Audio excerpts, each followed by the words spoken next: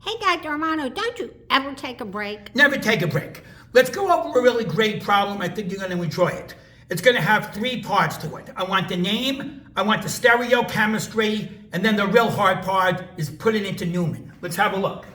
I gave you this compound. It's a ketone.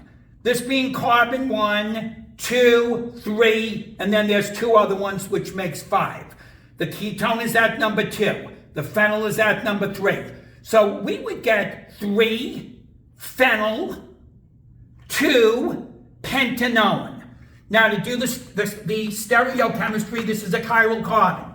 This group over here is number 1. This is 2, 3, 4. Number 4 is in back of us, which means we're in good shape, and that's an S. So it would be called S3 phenyl 2 pentanoin. Now the hard part. How would I put this into a Newman? Well, here's the trick. What you're going to do is you're going to look at the molecule and you're looking at it from here. And what do I see?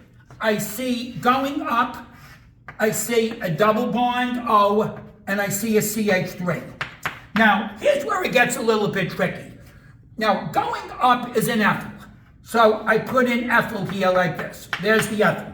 Now, going out of the board is the phenyl group. So if you're looking at it like this, that's going out and this is going in. So that means the phenyl group would be here and the H would be here.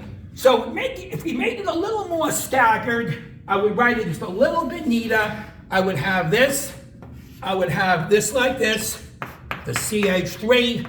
I would have my ethyl group here. I would have my phenyl group here. And I would have my H here.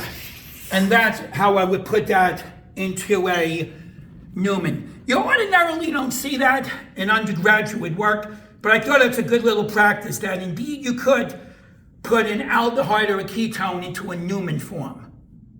Okay, Dr. Romano, I'm going to go to study now so I can get that top score on the DAT exam. Okay, you do that. Good day to you. Are you done for the day?